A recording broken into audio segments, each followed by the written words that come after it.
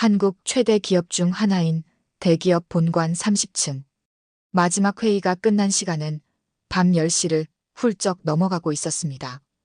회의실 테이블 위에는 어지럽게 놓인 서류들과 반쯤 남은 커피잔들만이 길었던 하루의 흔적을 말해주고 있었죠.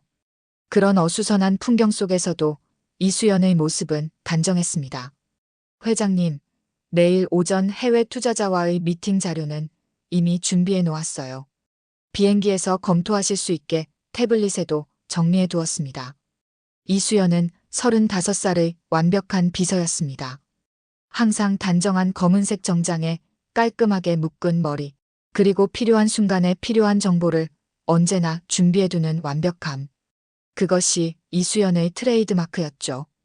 회사에서 그녀는 얼음공주라는 별명으로 불리기도 했습니다. 감정을 드러내지 않고 항상 완벽하게 일을 처리하는 모습 때문이었어요. 수연 씨 덕분에 매번 편하게 일할 수 있네. 오늘도 수고했어. 회장의 말에 이수연은 공손하게 고개를 숙였습니다. 겉으로는 완벽해 보이지만 그 누구도 모르는 이수연의 비밀이 있었죠. 고아원 출신이라는 사실은 이수연에게 평생 감추고 싶은 상처였습니다. 누군가 물어볼 때마다 평범한 가정에서 자랐어요 라는 거짓말이 이제는 습관이 되어버렸어요. 사무실을 정리하는 이수연의 손길은 언제나처럼 능숙했습니다. 10년 동안 이 자리에서 똑같은 동작을 반복해온 결과였죠. 가끔은 자신이 로봇 같다는 생각이 들기도 했습니다. 감정 없이 움직이는 완벽하게 프로그래밍된 비서 로봇. 그녀는 자신의 삶이 언제부터 이렇게 차갑고 메마르게 되었는지 가끔 의문이 들었어요. 내일도 아침 일찍 오세요. 해외 투자자들이 오전 일찍 도착한대. 회의실에서 나오던 부장의 말에 이수연은 미소로 대답했습니다. 그녀의 미소는 완벽했지만 그 미소가 눈까지 닿는 경우는 드물었죠. 동료들은 그런 이수연을 이해하지 못했습니다. 왜 그렇게 자신을 가두는지, 왜 누구도 가까이 오지 못하게 하는지. 하지만 이수연에게는 이유가 있었어요. 고아원에서의 기억은 희미했지만 그곳에서 배운 교훈은 선명했습니다. 누군가를 의지하는 순간 상처받게 된다는 것. 그녀는 10살 때 입양될 뻔했던 경험이 있었죠. 한 달 동안 가족처럼 지내던 부부가 갑자기 마음을 바꿔버린 일이었어요. 그 후로 이수연은 다시는 누구에게도 마음을 열지 않기로 했습니다. 스스로를 지키는 유일한 방법이었죠. 이수연은 마지막으로 회의실을 점검하고 불을 끄고 나왔습니다. 30층에서 내려오는 엘리베이터 안, 거울에 비친 자신의 모습을 바라보았죠. 완벽한 외모, 완벽한 옷차림, 완벽한 포즈. 하지만 그 눈 속에는 무언가 비어 있었습니다. 그녀는 가끔 자신이 누구인지 궁금해졌어요. 이수연이라는 이름 이전에 그녀는 누구였을까? 엘리베이터가 로비에 도착했습니다. 한밤중의 로비는 조용했지만 한쪽에서 텔레비전 소리가 들려왔어요. 경비원이 야간 뉴스를 보고 있었죠. 이수연은 무심코 화면을 바라보았습니다. 화면에서는 한 유명 사업가가 인터뷰를 하고 있었어요. 제 성공 비결이요? 간절히 바라면 이루어진다고 생각합니다. 저는 그렇게 믿어요. 이수연은 발걸음을 멈추었습니다. 간절히 바라면 이루어진다. 그 말이 가슴 깊은 곳을 찌르는 것 같았어요. 어린 시절 이수연은 매일 밤 같은 소원을 빌었습니다. 가족을 갖게 해달라고. 하지만 그 소원은 이루어지지 않았죠. 좋은 말씀이네요. 경비원이 이수연을 보고 말했습니다. 그녀는 미소로 대답했지만 마음속으로는 쓴웃음을 지었어요. 간절히 바란다고 모든 것이 이루어진다면 이 세상엔 불행한 사람이 없을 텐데. 그녀는 자신이 얼마나 간절히 바랐는지 아무도 모른다고 생각했습니다. 밤 늦은 시각, 이수연은 고급 아파트 단지에 위치한 자신의 집으로 돌아왔습니다. 넓은 거실과 고급스러운 가구들. 모든 것이 정리되어 있었고 모든 것이 제자리에 있었죠. 하지만 그 집에는 따뜻함이 없었습니다. 마치 모델하우스처럼 차갑고 인공적인 느낌이었어요. 이수연이 자신의 내면처럼 꾸며놓은 공간이었죠. 이수연은 침실로 들어가 오늘 하루를 정리했습니다. 내일 할 일들, 챙겨야 할 것들. 그녀의 삶은 완벽하게 계획되어 있었어요. 그러나 계획 속에 행복이라는 항목은 없었습니다. 그녀는 가끔 자신이 무엇을 위해 이렇게 살고 있는지 의문이 들었죠. 잠들기 전 이수연은 서랍에서 작은 상자를 꺼냈습니다. 그 안에는 그녀가 가진 유일한 과거의 흔적이 들어 있었어요. 낡은 머리핀 하나와 작은 사진 조각. 사진 속에는 어린 소녀의 미소가 담겨 있었지만 얼굴의 절반은 찢어져 있었습니다. 이수연은 이것이 자신인지 아니면 다른 누구인지도 확실히 알지 못했어요. 하지만 이 작은 물건들이 그녀의 정체성을 지키는 마지막 보루였습니다. 사무실을 정리하고 나온 이수연은 회사 로비에서 우연히 켜져 있는 텔레비전 화면을 보게 되었습니다. 한 인터뷰 프로그램에서 성공한 사업가가 말하고 있었죠. 간절히 바라면 이루어진다고 생각합니다. 저는 그렇게 믿어요. 이수연은 잠시 걸음을 멈추고 그 말을 곱씹었습니다. 간절히 바라면 이루어진다. 그녀의 눈빛이 잠시 흔들렸어요. 간절히 바랐던 가족, 그리고 자신의 정체성. 하지만 현실은 달랐죠. 이수연은 쓴웃음을 지으며 발걸음을 옮겼습니다. 일주일 후 회사의 창립 기념 행사가 열렸습니다. 화려하게 장식된 호텔 연회장에는 임직원들과 귀빈들로 가득했죠. 이수연은 행사 진행을 위해 분주하게 움직이고 있었습니다. 그때였어요. 행사장에 울려 퍼진 축하 공연의 멜로디가 이수연의 귀에 들어왔습니다. 이 노래. 갑자기 머릿속에 희미한 기억이 스쳐 지나갔습니다. 어린 시절 누군가가 이 노래를 흥얼거리며 이수연의 작은 손을 잡고 있었어요. 따스한 손길, 그리고 흘러가는 멜로디. 이수연은 자신도 모르게 그 자리에 얼어붙어 버렸습니다. 심장이 빠르게 뛰기 시작했죠. 수연 씨, 괜찮아요? 얼굴이 창백한데. 옆에서 직원의 말이 들렸지만 이수연의 의식은 여전히 그 기억에 붙잡혀 있었습니다. 머릿속에서 희미하게 들리는 목소리. 수연아, 누구였을까요? 이수연은 간신히 정신을 차리고 고개를 끄덕였어요. 네, 괜찮아요. 잠시 어지러웠을 뿐이에요. 그날 밤 이수연은 오랜만에 깊은 꿈을 꾸었습니다. 분홍 원피스를 입은 6살의 자신이 꿈에 나타났죠. 꿈속에서 어린 이수연은 누군가에게 엎여 있었습니다. 그 사람의 얼굴은 보이지 않았지만 삼촌이라고 부르는 것 같았어요. 삼촌, 더 업어줘. 더 높이. 어린 이수연의 웃음소리가 꿈속에서 메아리쳤습니다. 그리고 멀리서 들려오는 그 멜로디. 이수연은 식은땀을 흘리며 잠에서 깨어났어요. 시계는 새벽 3시를 가리키고 있었습니다. 심장은 여전히 격하게 뛰고 있었죠. 평소와 다름없는 월요일 아침, 이수연의 책상 위에 한 통의 편지가 놓여 있었습니다. 고급스러운 봉투 위에는 한제그룹이라는 금색 로고가 새겨져 있었죠. 한제그룹은 국내 최대 재벌로 세강그룹의 경쟁사였습니다. 이수연은 의아한 표정으로 봉투를 열었어요. 이수연님께 한제그룹에서 귀하를 회장 직속 수석 비서로 모시고자 합니다. 편지 내용은 간단했지만 제한된 연봉은 현재의 2배에 달했습니다. 이수연은 의자에 등을 기대며 생각에 잠겼어요. 왜 하필 자신을 스카우트하려는 걸까요? 한제그룹이 세강그룹의 정보를 캐내려는 의도는 아닐까 하는 의심도 들었습니다. 내일 오후 3시 한제 회장 자택에서 면접을 진행하고자 합니다. 자택 면접이라는 것도 이례적이었죠. 이수연은 봉투를 책상 서랍에 넣고 업무에 집중하려 했지만 그녀의 마음은 계속해서 그 편지로 향했습니다. 이상한 끌림이 있었어요. 마치 운명처럼 느껴지는 그 편지.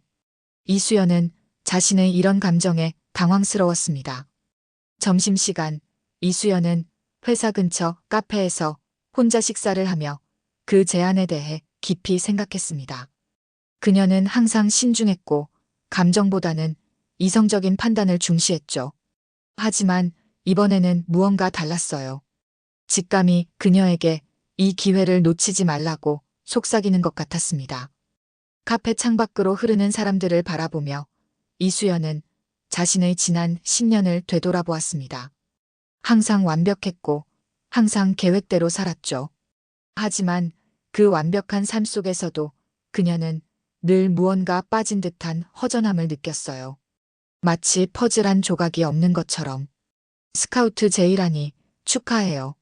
갑작스런 목소리에 이수연은 깜짝 놀랐습니다. 세강그룹 인사팀 과장 박지영이 그녀 앞에 서 있었어요. 어떻게 알았죠? 소문이 빨라요. 한제그룹에서 우리 회사 최고의 비서를 데려가려 한다는 얘기가 돌더라고요. 이수연은 당황했습니다. 아직 아무에게도 말하지 않았는데 어떻게 이런 소문이 퍼진 걸까요? 더 이상한 것은 박지영의 표정이었어요. 축하보다는 경고에 가까운 눈빛이었죠. 조심하세요, 수연 씨. 한제 회장은 좀 특이한 사람이에요. 특히 자신의 가족에 관해서는. 박지영의 말에 이수연은 고개를 갸웃거렸습니다. 그녀가 더 물어보려 했지만 박지영은 서둘러 자리를 떠났어요. 이수연의 마음속에 의문이 더 깊어졌습니다. 한제 회장에 대한 소문은 들어본 적이 있었어요. 25년 전 그의 어린 딸이 실종된 사건. 그 이후로 그는 세상과 담을 쌓고 오직 사업에만 몰두했다는 이야기였죠. 이수연은 결국 다음 날 면접에 가기로 결정했습니다. 호기심 그리고 설명할 수 없는 끌림. 이 둘이 그녀의 결정을 이끌었어요. 다음 날 오후 이수연은 한제 회장의 자택 주소로 향했습니다. 고급 주택가에 위치한 대저택 앞에 서자 이상한 기분이 들었어요.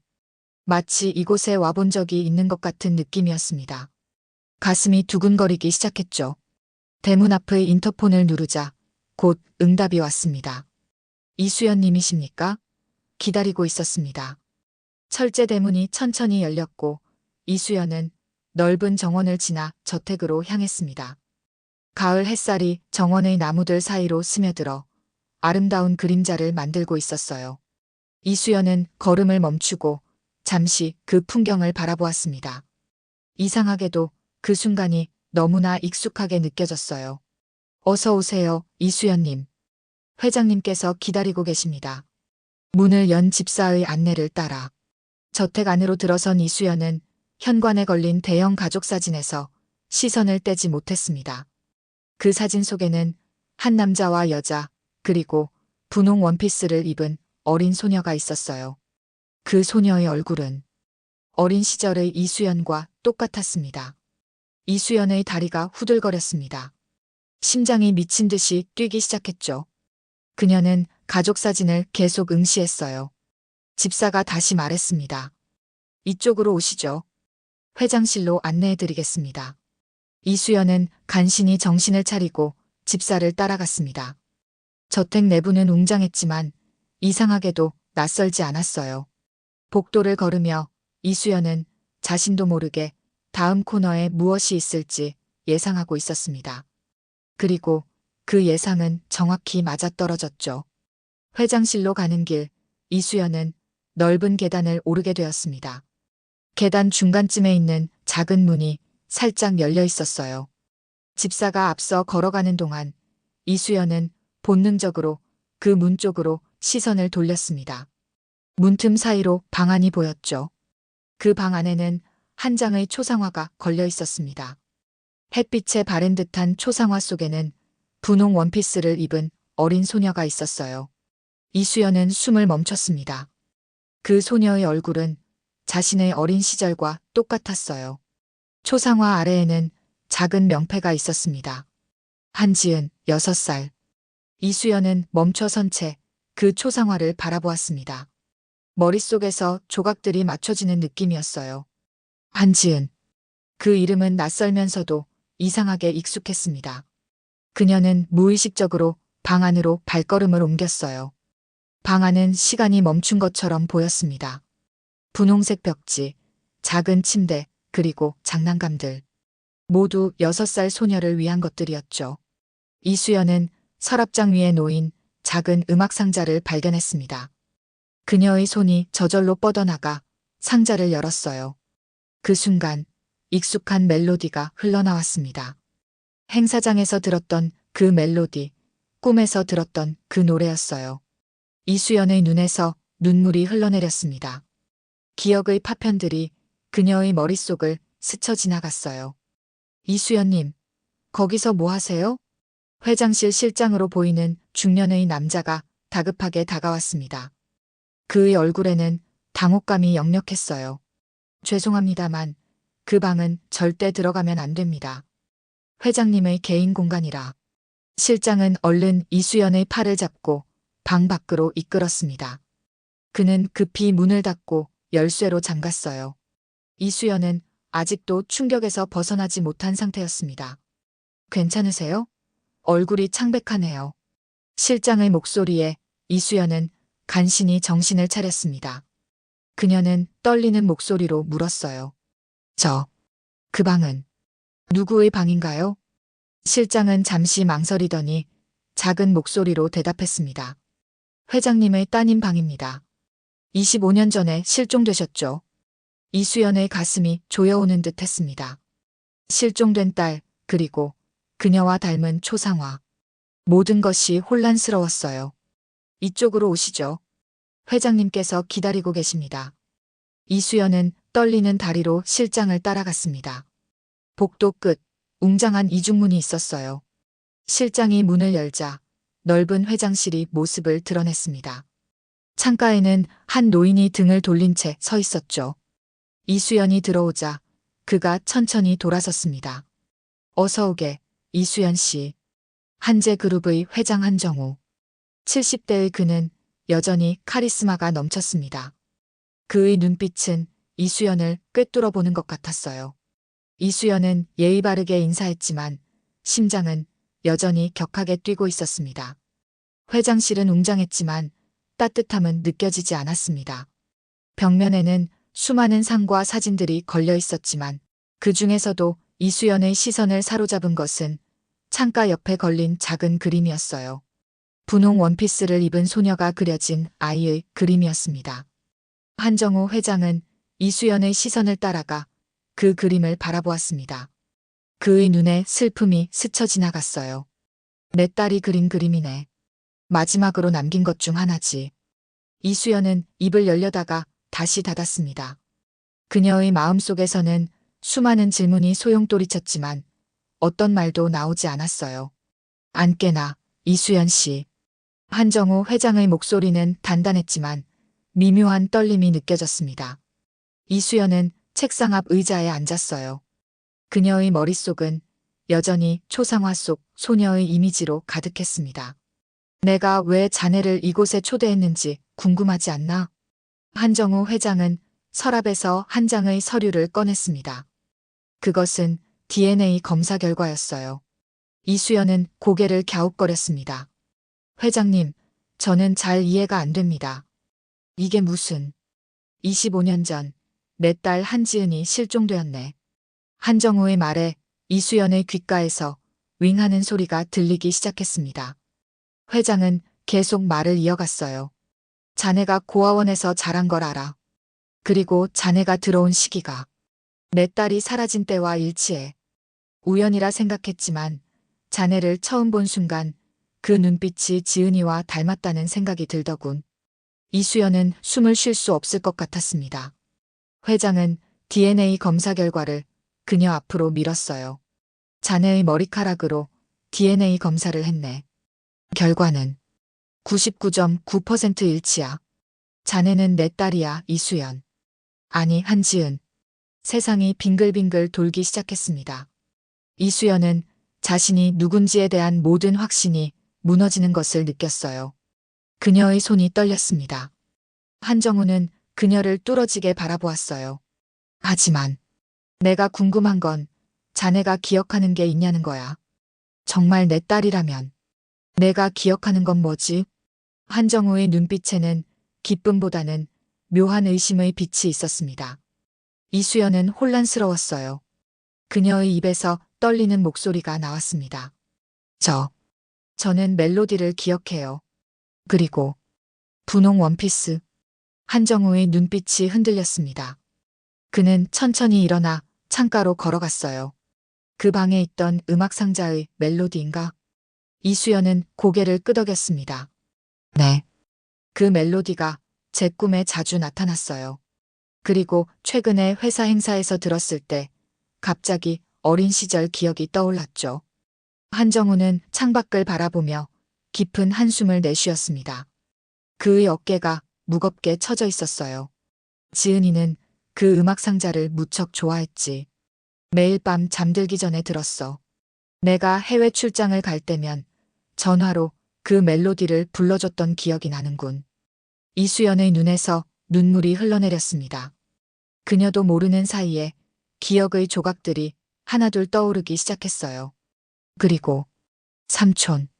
그 말에 한정우의 표정이 굳어졌습니다. 그의 눈에 의심의 기색이 짙어졌어요. 삼촌이라고? 어떤 삼촌? 이수연은 혼란스러웠습니다. 그녀의 기억 속에 희미하게 남아있는 삼촌이라는 존재는 분명했지만 그 이상의 정보는 기억나지 않았어요. 제 기억 속에는 누군가를 삼촌이라고 부르는 장면이 있어요. 그 사람이 저를 업어주고 그 멜로디를 흥얼거리며. 한정우의 표정이 더욱 어두워졌습니다.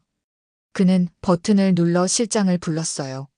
실장이 급히 들어오자 한정우는 그에게 무언가를 귓속말로 전했습니다. 실장은 놀란 표정을 지으며 고개를 끄덕이고 방을 나갔죠. 이수연은 점점 더 불안해졌습니다. 그녀가 말한 삼촌이 왜 이런 반응을 일으키는 걸까요? 한정우는 다시 자리에 앉았어요. 그의 얼굴에는 복잡한 감정이 교차했습니다. 삼촌이라고? 무슨 삼촌?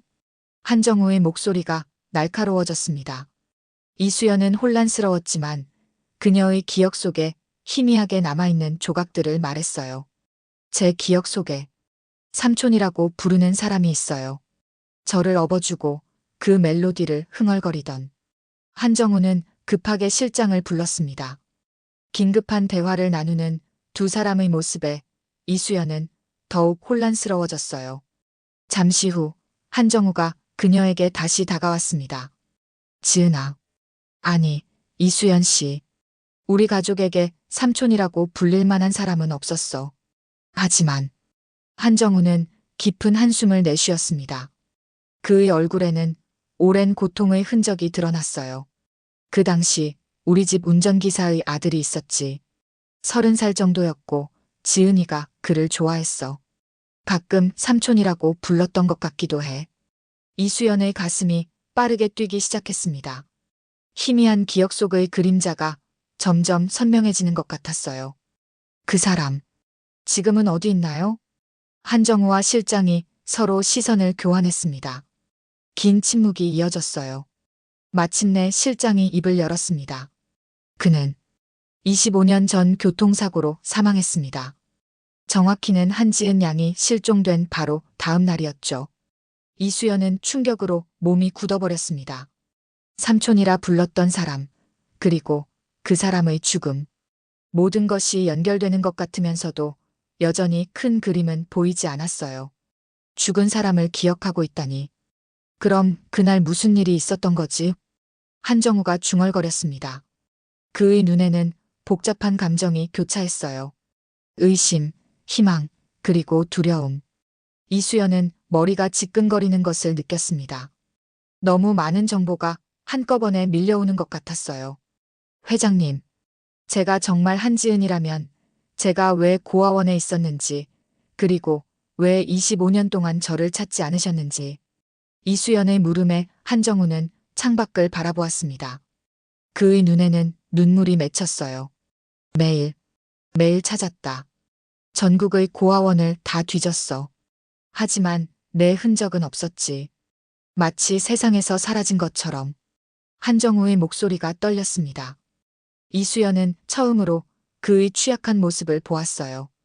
이제 와서 내가 나타났는데 내가 정말 내 딸인지, 그리고 그날 무슨 일이 있었는지 아직도 확신이 서지 않아. 이수연은 무언가 말하려 했지만 갑자기 강한 두통이 찾아왔습니다. 그녀의 시야가 흐려졌어요. 어린 시절의 단편적인 기억들이 번쩍이듯 스쳐 지나갔습니다. 분홍 원피스, 삼촌의 따뜻한 손길, 그리고 무언가 어두운 그림자. 잠시 화장실. 이수연이 비틀거리며 일어섰습니다. 실장이 재빨리 그녀를 부축했어요. 이수연은 복도를 따라 화장실로 향했지만 그녀의 마음은 여전히 혼란스러웠습니다. 25년 전, 그날 밤, 도대체 무슨 일이 있었던 걸까요? 화장실 거울 앞에 선 이수연은 자신의 얼굴을 바라보았습니다. 그녀가 정말 한지은일까요?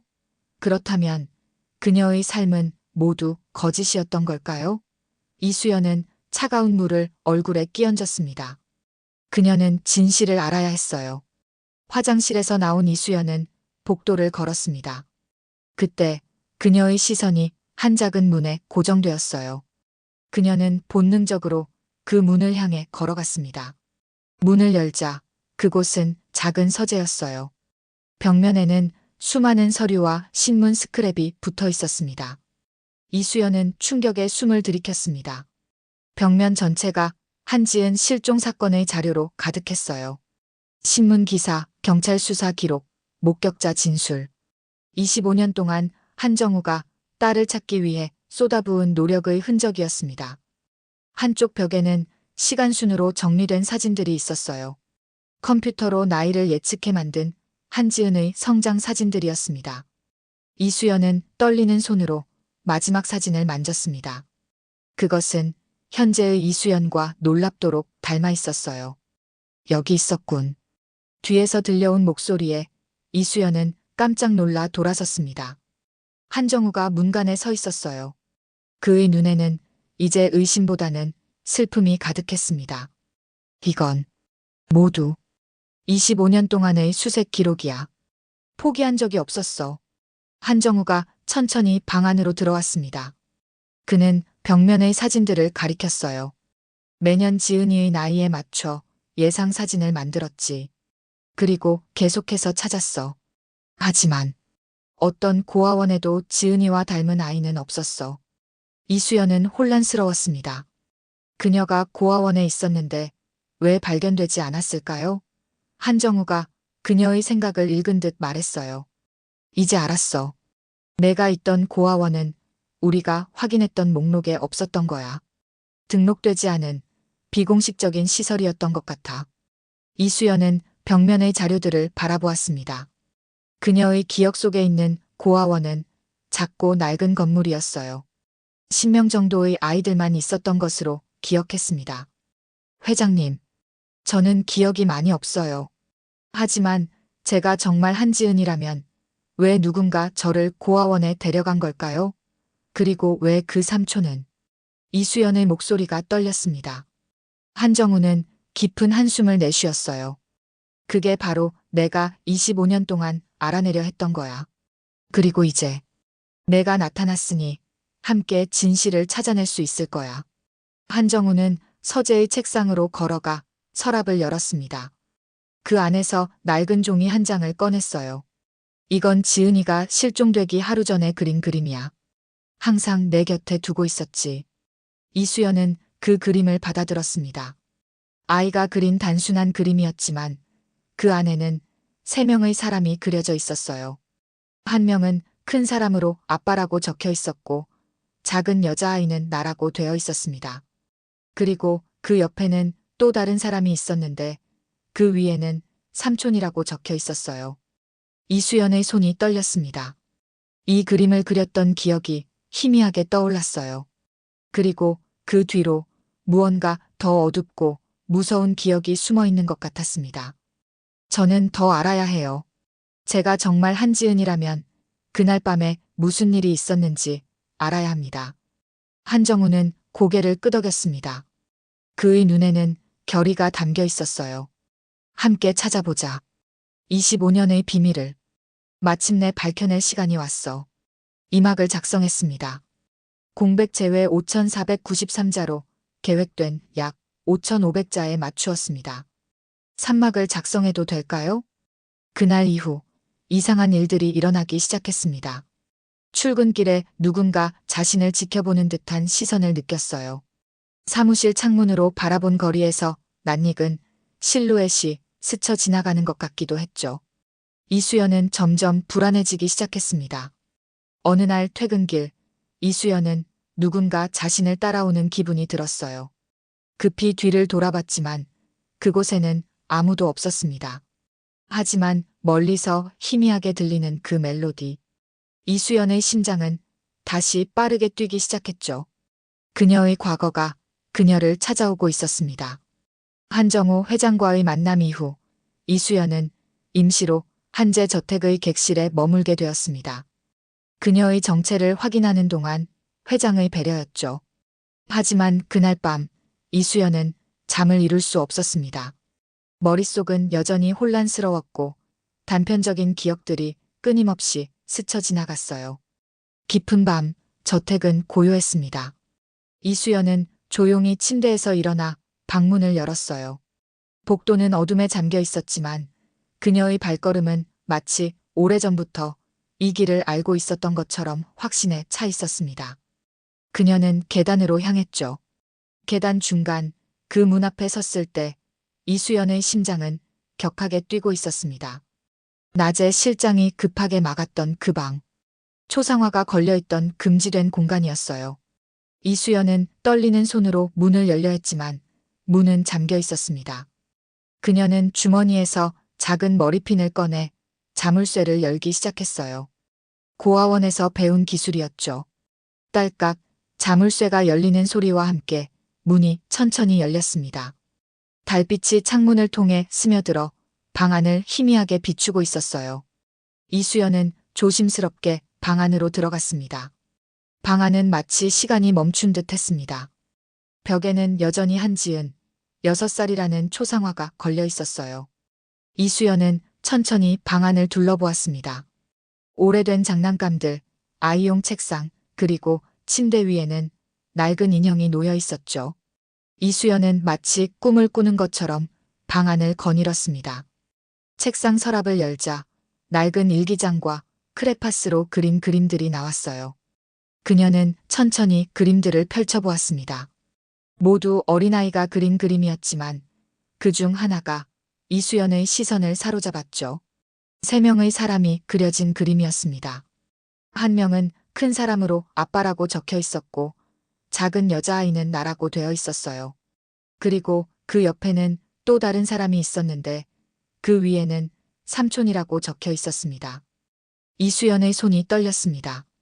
기억의 조각들이 하나둘 맞춰지기 시작했어요. 그때 뒤에서 소리가 들렸습니다. 들어오실 줄 알았습니다. 이수연은 깜짝 놀라 뒤를 돌아보았습니다. 실장이 문 앞에 서 있었어요. 하지만 그의 얼굴에는 환한 기색이 아닌 슬픔이 깃들어 있었습니다. 실장님, 회장님 몰래 제가 조사해봤습니다.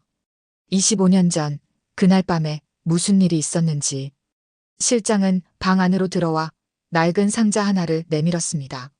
상자 안에는 오래된 신문 스크랩들, 경찰 조서 사본, 그리고 피가 묻은 분홍 원피스가 있었어요. 이건 지은 양이 실종된 날 밤 경찰이 발견한 것입니다.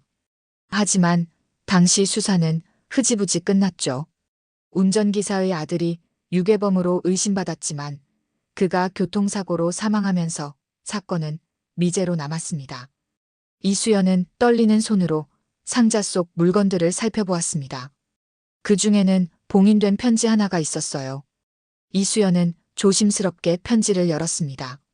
그 안에는 낡은 종이 한 장이 들어있었죠. 미안하다 수연아. 널 구하려다 모든 게 엉켜버렸어. 간결한 메시지였지만 이수연의 가슴을 찌르는 것 같았습니다. 삼촌이라 불렀던 그 사람의 마지막 말이었을까요? 이수연의 눈에서 눈물이 흘러내렸어요. 실장님, 제가 정말 한지은인가요? 그리고 그날 밤 정말 무슨 일이 있었던 거죠? 실장은 깊은 한숨을 내쉬었습니다. 그의 눈에도 눈물이 맺혔어요. 네, 당신이 한지은 양입니다. 그리고 그날 밤의 진실은 회장님께 직접 들어야 할 것 같군요. 실장은 벽면의 책장에 다가가 특정 책을 당겼습니다. 책장이 옆으로 미끄러지면서 비밀 금고가 드러났어요. 그는 금고의 비밀번호를 입력했습니다. 회장님은 이 금고의 존재를 잊었을 겁니다. 오래전에 만들어 두었지만 너무 고통스러워 열지 않았으니까요. 금고에서 나온 것은 오래된 비디오 테이프였습니다. 실장은 이수연에게 건네주었어요. 이건 당시 집안의 보안 카메라 영상입니다. 경찰도 보지 못한 것이죠. 어쩌면 모든 비밀의 열쇠일지도 모릅니다. 이수연은 떨리는 손으로 테이프를 받았습니다. 드디어 진실을 알 수 있을까요? 그녀의 마음은 두려움과 기대로 가득 찼어요. 다음 날 아침 한정우 회장은 그의 서재에서 이수연을 만났습니다. 창가에 앉은 그의 얼굴은 한밤 새 늙어버린 것 같았어요. 이수연이 방에 들어서자 그는 천천히 고개를 들었습니다. 내가 그 방에 들어갔다고 들었다. 이수연은 고개를 끄덕였습니다. 한정우는 깊은 한숨을 내쉬었어요. 앉으렴. 이제 모든 걸 말해줄게. 이수연은 한정우 앞 의자에 앉았습니다. 그녀의 가슴은 빠르게 뛰고 있었어요. 그녀는 비디오 테이프를 테이블 위에 올려놓았습니다. 실장님이 이것을 주셨어요. 보셨나요? 한정우는 테이프를 바라보며 천천히 고개를 저었습니다. 그의 눈에는 두려움이 스쳐 지나갔어요. 아니, 볼 용기가 없었어. 하지만 이제는 함께 보자. 한정우는 오래된 비디오 플레이어를 가져와 테이프를 넣었습니다. 화면이 켜지고 25년 전 저택의 모습이 나타났어요. 이수연과 한정우는 숨죽이며 영상을 지켜보았습니다. 영상 속에서 분홍 원피스를 입은 어린 지은이 정원에서 놀고 있었습니다. 그때 한 남자가 나타났어요. 운전기사의 아들, 삼촌이라 불리던 사람이었습니다. 태준아, 지은이 좀 봐줄래? 나 급한 회의가 생겼어. 영상 속의 한정우가 말했습니다. 태준은 미소를 지으며 고개를 끄덕였어요. 걱정 마세요, 회장님. 잘 돌봐드릴게요. 시간이 흐르고 영상은 밤이 되었습니다. 태준이 지은의 방에 들어와 그녀에게 책을 읽어주는 모습이 보였어요. 그들의 관계는 따뜻해 보였습니다. 하지만 이후의 장면에서 태준의 표정이 변했습니다. 그는 초조해 보였고 계속해서 시계를 확인했어요. 지은아, 삼촌이랑 놀이 하나 할까? 밖에 나가서 숨바꼭질 하자. 어린 지은은 좋아하며 따라 나섰습니다. 하지만 그들이 나간 후 카메라는 집 밖을 비추지 못했어요. 1시간 후 태준만 혼자 돌아왔습니다. 그의 표정은 공포로 가득 차 있었어요. 그는 무언가를 쓰고 있었습니다. 그리고 메모를 남긴 후 급하게 집을 빠져나갔습니다. 영상이 끝났습니다. 이수연과 한정우는 침묵 속에 앉아 있었어요. 한정우가 천천히 입을 열었습니다. 25년 전 내가 6살이었을 때 일이다. 당시 나는 사업 확장에 모든 것을 걸고 있었지. 너무 바빠서 너에게 신경 쓸 시간이 거의 없었어. 한정우의 목소리는 후회로 가득 차 있었습니다. 그는 계속 말을 이어갔어요. 그때 우리 집 운전기사의 아들 김태준이 있었어. 그는 가끔 너를 돌봐주었고 너는 그를 삼촌이라 불렀지. 내 어머니가 일찍 세상을 떠난 후 태준이 너에게 유일한 친구 같은 존재였어. 이수연의 머릿속에 그 사람의 얼굴이 흐릿하게 떠올랐습니다. 따뜻한 미소를 지닌 젊은 남자의 얼굴이었어요. 하지만 태준은 빚에 시달리고 있었어. 그러던 어느 날 그는 끔찍한 결정을 내렸지. 너를 유괴해 몸값을 요구하기로 한 거야. 이수연은 충격에 숨을 들이켰습니다. 한정우는 슬픈 눈으로 계속 이야기했어요. 그날 밤 태준은 너를 데리고 나갔어. 하지만 그가 계획한 것은 진짜 유괴가 아니었던 것 같아. 그저 하룻밤 너를 어디론가 데려갔다가 몸값을 받고 돌려주려 했던 거지. 그러나 한정우의 목소리가 떨렸습니다. 그는 잠시 말을 멈추고 심호흡을 했어요. 경찰에 신고했고 그들은 태준을 추적했어. 그 과정에서 태준의 차가 사고를 당했지. 태준은 사망했고 너는 그 자리에 없었어. 경찰은 차 근처에서 피 묻은 내 원피스를 발견했고 모두가 최악의 상황을 생각했어. 이수연의 눈에서 눈물이 흘러내렸습니다. 그녀의 손이 떨리기 시작했어요. 하지만 내가 진짜 잘못한 건 그 다음이야. 경찰이 수색을 계속하는 동안 익명의 제보가 들어왔어. 어떤 아이가 사고 현장 근처에서 발견되어 고아원으로 보내졌다는 거야. 한정우의 눈에서도 눈물이 흘러내렸습니다. 그의 목소리는 후회와 슬픔으로 가득했어요. 하지만 나는 확인하러 가지 않았어. 태준이 너를 정말 해쳤을까봐, 그 원피스의 피가 정말 내 것이었을까봐. 난 진실을 마주할 용기가 없었어. 그래서 내 딸은 죽었다고 스스로 믿기로 했지. 이수연은 이제 목이 메어 말을 할 수 없었습니다. 한정우는 천천히 일어나 그녀에게 다가갔어요. 그런데 3년 전 우연히 내 사진을 보게 됐어. 세강그룹 행사 사진에서 너를 발견했지. 그때부터 조사를 시작했고 마침내 너를 찾아낸 거야. 한정우는 이수연 앞에 무릎을 꿇었습니다. 70대의 노인이 울먹이며 그녀의 손을 잡았어요.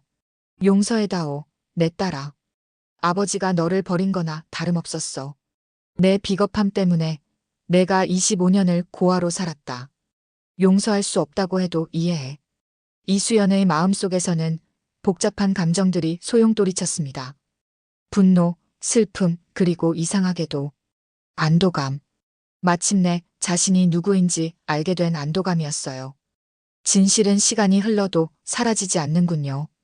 이수연. 아니, 이제는 한지은이라 불러야 할 그녀는 천천히 일어나 창가로 걸어갔습니다. 그녀의 눈에는 이제 결의가 담겨 있었어요. 25년의 시간을 되돌릴 순 없겠죠. 하지만 그녀는 다시 아버지를 바라보았습니다. 그녀의 눈에서 눈물이 흘러내렸지만 입가에는 미소가 번졌어요. 다시 시작할 수는 있을 것 같아요. 아버지. 한정우의 얼굴에 환한 미소가 번졌습니다. 그는 딸을 향해 팔을 벌렸어요. 지은은 천천히 그의 품으로 걸어갔습니다. 25년 만의 포옹이었죠. 그로부터 1년 후 한지은은 한재그룹의 후계자로 공식 발표되었습니다.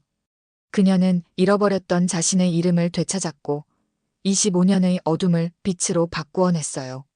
그녀의 첫 공식 프로젝트는 고아원 지원재단 설립이었습니다. 간절히 바라면 이루어진다고 했죠. 저는 가족을 간절히 바랐고 결국 찾았습니다. 이제는 다른 아이들도 같은 희망을 가질 수 있도록 돕고 싶습니다. 지은의 기자회견 말은 전국에 울려 퍼졌습니다. 그녀의 이야기는 많은 사람들에게 감동과 희망을 주었어요. 어둠 속에서도 빛은 언제나 존재한다는 것을, 그리고 진실은 결코 영원히 묻히지 않는다는 것을 보여준 이야기였습니다. 오늘의 이야기는 여기까지입니다. 여러분의 구독과 좋아요는 영상 제작에 큰 힘이 됩니다. 구독과 좋아요 부탁드립니다.